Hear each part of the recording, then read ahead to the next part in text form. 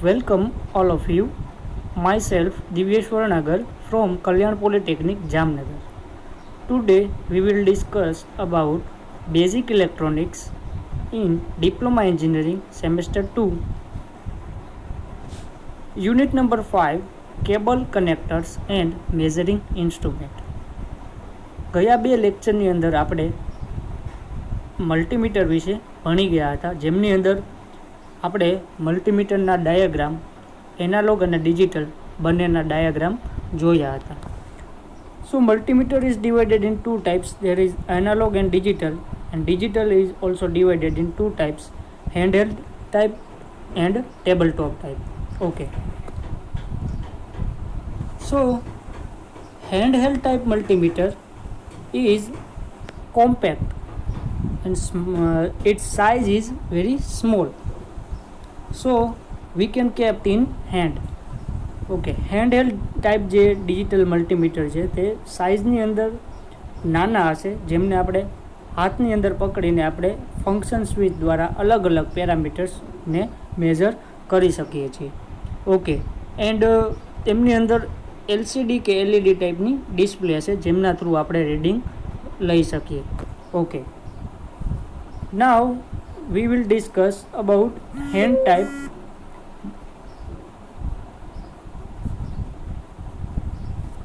This diagram is shown a handheld type digital multimeter. Okay, in this multimeter there is a different function like input socket, selector switch and display.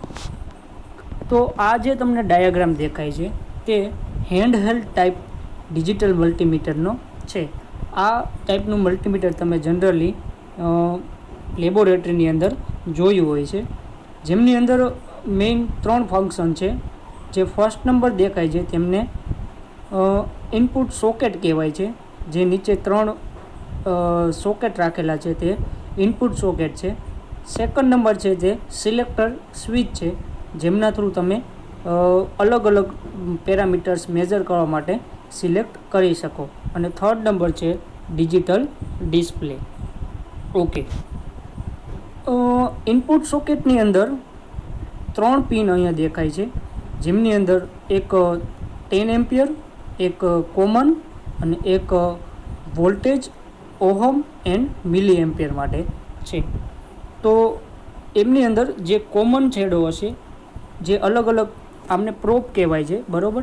તો જે common નામનું જે probe છે તે black આપણે wire through એમને connect કરાવતા હોઈએ છીએ. અને બીજી જે ક્વોન્ટિટી મેજર કરવી હોય, ફોર એક્ઝામ્પલ મારે વોલ્ટેજ મેજર કરવો હોય તો રેડ કલરનો જે પ્રોબ હોય છે તેમને વી નામના સોકેટની અંદર આપણે એપ્લાય કરવાનું હોય છે. ફોર એક્ઝામ્પલ મારે વોલ્ટેજ મેજર કરવો હોય તો બ્લેક પ્રોબ આમની અંદર અને રેડ પ્રોબ આમની અંદર, પછી આપણે મેજર કરી શકીએ. ઓકે, સિલેક્ટર સ્વિચ દ્વારા સિલેક્ટર સ્વિચથી આપણે અલગ અલગ રેન્જ અને અલગ અલગ પેરામીટર્સને આપણે રીડ મેજર કરી શકીએ. અહીં આપણે માનો કે ડીસી વોલ્ટેજ મેજર કરવા હોય, એસી વોલ્ટેજ મેજર કરવા હોય, DC current, AC current, resistance, જેમ અલગ અલગ પેરામીટર્સને આપણે રીડ કરી શકીએ, મેજર કરી શકીએ. Okay, and last one is display. So display જે છે એ તમને તમે જે મેજર કરેલું હશે એમનું રીડિંગ બતાવશે. ઓકે, તો આ હતું handheld type digital multimeter. Second one is table top type.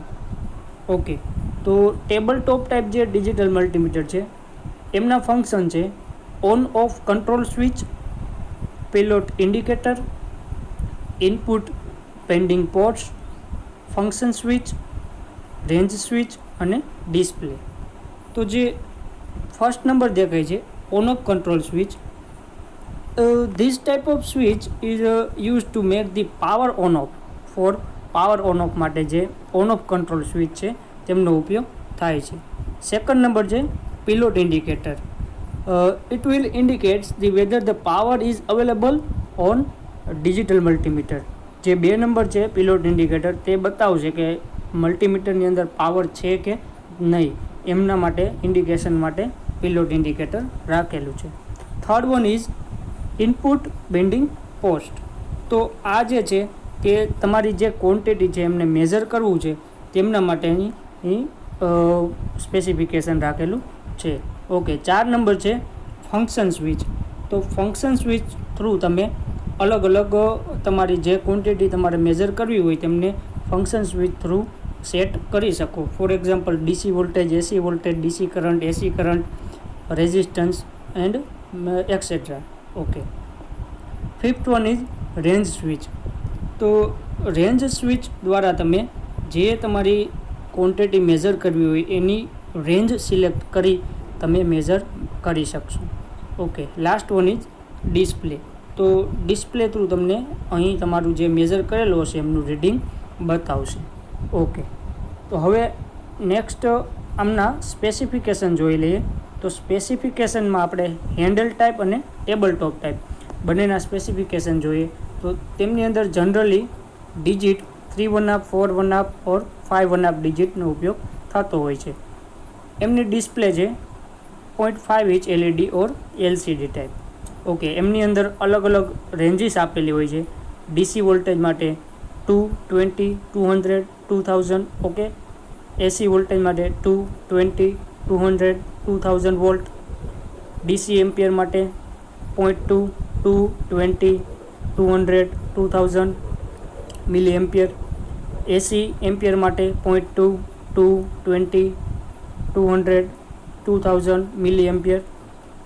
and also resistance 0.2, 2, 20, 200, 2000 kilo ohm.